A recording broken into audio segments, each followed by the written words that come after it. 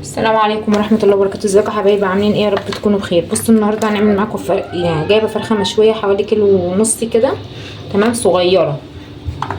همسك انا كنت انا هنا قطعت بقيه الفرخه، بس انا قلت اسيب الجزئين دول عشان اوريكم. بس في بنات ما بتعرفش تقطعها، اللي هي الفراخ المشويه هتيجي جايه كده. بعدين لما مسكتها غسلتها، قطعتها من عند الفراخ، غسلتها على معلقه سكر، فلفل اسود وملح، تمام، وحبه خل وليمونه ومسكتهم نقعتهم.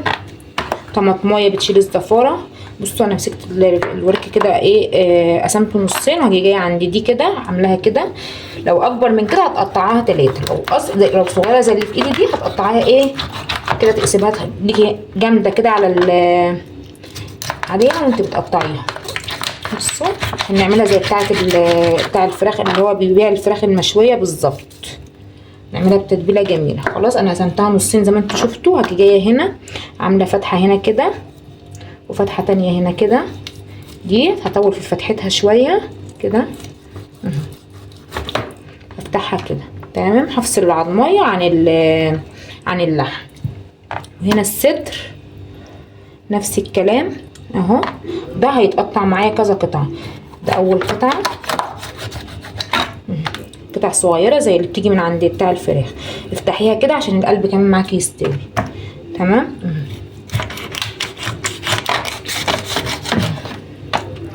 دي ممكن نقسمها كده الحاجات الصغيره وتقوم ما تاخدش معانا شوي كتير. دي برضك هعملها كده. بصوا تلاقي عضمايه انت جايين كده اهي، طلعت الكتف مع العضمايه. ودي برضك حاجه فاتحاها كده. طبعا انا غسلتها زي ما قلت لكم اول مره بليمون وخل وكل الكلام ده، تمام. هرجع اغسلها تاني وهنشوف بقى التتبيله هنعملها مع بعض ايه. هنا عندي بصل انا مسكته وقطعته بالطريقه ديت، بصلتين حلوين كبار كده، تمام اهما. انزل بيهم في الخلاط عادي خالص. طماطمايه برضك مقطعاها، وفلفل. وهاخد بقيه الطماطميتين التانية، يعني انا واخده 2 حبايتين طماطم، 2 اهو. قطعت واحده وادي التانية، و2 فلفل رومي. وخدت بصلتين حلوين وسط، مش كبار قوي ولا صغيرين قوي، تمام. عندي هنا البهارات، بهارات فراخ اللي هي بهارات الشوي، فلفل اسود نص معلقه، بهارات كمون، سوري مش كمون، ملح، بصل بودر، توم بودر، بابريكا، تمام. كل الكلام ده هنزل بيه هنا كده. دبس رمان او صويا صوص، بس انا ما عنديش صويا صوص، فانا جبت معلقه دبس رمان دوبتها كده في حبه ميه صغيرين عشان تبقى سايس صلصه معايا. وعندي هنا بردك المستردة خلاص بردك كله بشطب اهوت. انزل كده حوالي معلقه كبيره. كوبايتين زبادي اللي هي الكوبايه او كوبايه كبيره.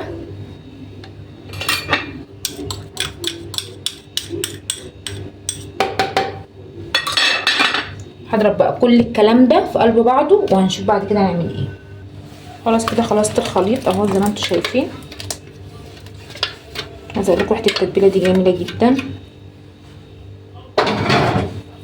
تمام كده. هاجي جايبه شويه بقدونس صغننين خالص، مقطعاهم مفروم كده ناعم بالسكينه اهو. كمل. خلاص بقى كده هنا خلاص خلصت التتبيله كلها ودقتها لقيت ملحها مظبوط، مش هحتاج احط ملح تاني. هجيب بقى الفراخ بعد ما حطيتها في المصفى تتصفى بالطريقه دي كده.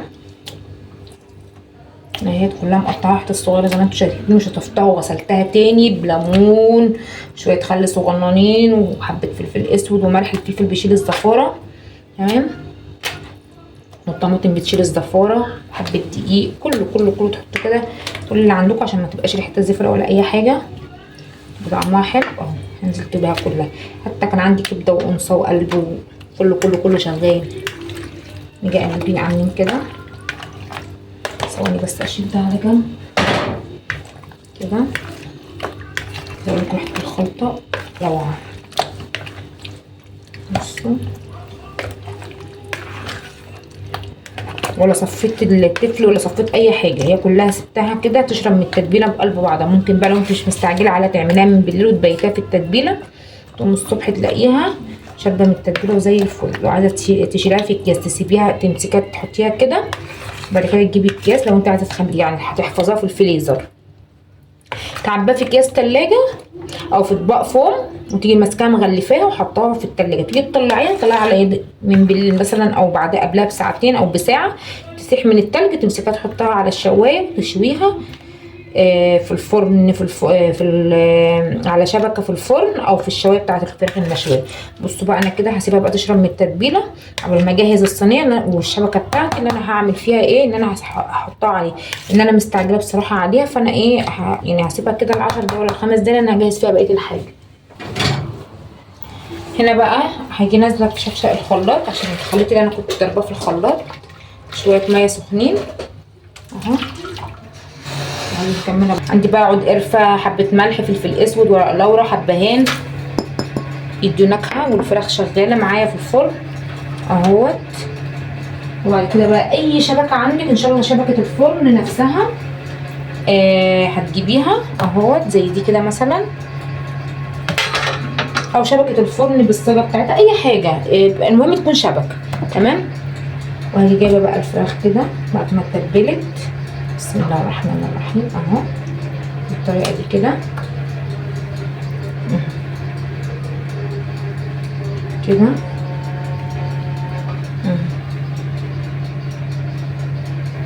هرصها بقى كلها على الصينيه بالطريقه اللي انتوا شايفينها دي. فكره التتبيله دي ممكن ما ترميهاش، يعني التتبيله دي انت ممكن تحتفظي بيها، بقيه التتبيله دي ممكن تحتفظي بيها هتنفعك بعد كده لما تيجي تتبلي تاني. يعني انا عايزه بقى ما تستخدمهاش تاني براحتك بالطريقه دي كده. هرصها بقى كلها على الصاجه ونولعها. خلاص انا كده رصيت الصينيه زي ما انا وريتكم. بصوا هم حبه تتبيله صغيرين، يعني يا دوبك التتبيله يا دوبك اخدت بالظبط. بصوا اللي يتبقى بقى نزلوه كده في الميه، هتقوم ايه تطلع النكهه كلها اللي هي بتاعت التتبيله في قلب الفراخ اهو. كده خلصت كله، مفيش اي حاجه تانيه متبقيه معايا. خد بقى الصينيه ادخلها الفرن، وبعد ما اخرجها من الفرن هوريها لكم تحمير على الوشين، وتبقى زي بتاعه الفرارجي بالظبط، بتاعه اللي احنا بنجيبها من عند الحيط اللي هي الفراخ المشويه. ونشوف بقى هنقدمها ازاي وهنحط ونعمل فيها ايه تاني. دخلها بقى الفرن ونشوفها بعد كده. خلاص اهي بعد ما خرجت من الفرن، بصوا عامله شكلها عامل ازاي. وعايزه اقول لكم ريحتها جميله جدا، والحبه البقدونس اللي انا قطعتهم وحطيتهم في التتبيله مخليها ريحتها جميله. هنشوف بقى الطعم. انا دلوقتي عامله سرفيز عندي اقطع فيه بقدونس تمام، وحاطه فحمايه عندي على البوتاجاز. انت بقى قدميها زي ما انت عايزه تقدميها. انا هحط كده، هرصها بقى كده اهي، رصيتها زي ما انتم شايفين كده. نجي بقى نازله كده عليها بشويه ايه زيت. انا حطيت في ورقه فويل زي ما انتم شايفين كده في وسط السرفيز تمام. ممكن تقدميها بقى بالطريقه دي وهي على ترابيزه السفره وهي كده بالشكل ده تمام. هتبقى مخليه ريحه الشقه جميله. وبصوا الفراخ شاربه منها.